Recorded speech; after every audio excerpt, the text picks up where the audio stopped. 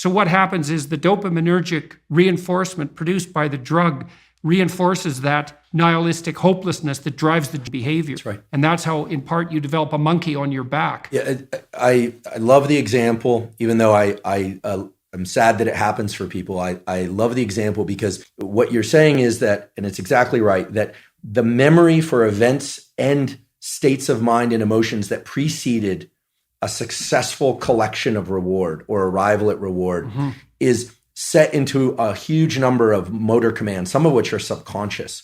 And the ultimate dopamine signal, actually I experienced this the other day. I can give an example. My girlfriend and I decided to go to the beach. We were going to go do this little ritual that we've been talking about doing for a while. And I had on a piece of paper what we had written out we were going to do. And I had it in my back pocket. And we got to the ocean and the sun was setting. It was sort of perfect timing for this. And the piece of paper was gone. And I thought, oh my goodness, how did I screw this up? Like, of all the things, I'm supposed to, I'm 47 years old. This is like I should be able to do this. Get your I act blew it. Yeah, I blew it. So I went back to the car, long walk, looking everywhere. It was not a windy day, but I thought, gosh, where's this piece of paper? Looking around, didn't find it. Went all the way back to the car. Wasn't the car. Came all the way back, and I was walking toward her. I saw her, and I thought, okay, this is really embarrassing. I'm gonna just have to wing it or remember. We didn't have our phones intentionally either, so we couldn't look it up. And then I saw the piece of paper on the beach, and it was partially buried in the sand. I picked it up, and I was elated. What happened there was my dopamine had dropped way below baseline because I was disappointed that I'd lost it, disappointed in myself, et cetera. And then I found it. Right. So your action was for nothing. Exactly. So you got punished by yourself for that. Exactly. Because that should be eradicated. If you're highly anticipatory and it doesn't make itself manifest, then you were seriously wrong. You're going to take an emotional hit as a consequence of that. I think that's also associated, that emotional hit, that pain that you feel, I think that's actually associated with the beginning stages of the death of the systems that mediated that initial response. Because you should eradicate systems that make you anticipate that don't work, right? And that means those systems, which are already instantiated and alive in some sense, have to decay and die. And it strikes me as highly probable that you're going to pay a price in something approximating pain for the death of those malfunctioning systems. It's also because why wouldn't they fight for their lives to some degree? Why wouldn't they resist the decay and death that might be necessary to keep you going? Why there should be some pain associated with that logically, because it is a biological transformation. It's an interesting a lens to view it through, that self image that I had in that moment of, I'm the responsible partner who can take care of a simple thing, right? For this nice little ritual that we'd been talking about doing for a while. I failed, right? Well, it's also so interesting. You think about that. This is a depressive cascade, and it's very hard to bind, because imagine you anticipate something and then you make a mistake. Now, the question then becomes, how significant is the mistake? And one view of your error would be, well, the paper blew out of my pocket and that could happen to anybody. And the more catastrophic interpretation would be, and it's an extension of the thought path that you started to walk down, well, I'm near 50 years old, I should be much more responsible than this, and there's something wrong with me and then a depressive person would go even further. They'd say, well, not only is there something wrong with me in this decision, this is a decision like every other decision I make right now. I never make a good decision. In the past, I've never made a good decision, and there's no way I'm going to change in the future. And so the depressive takes that punishment response, let's say, that's a consequence of failed anticipation, and can't bind it.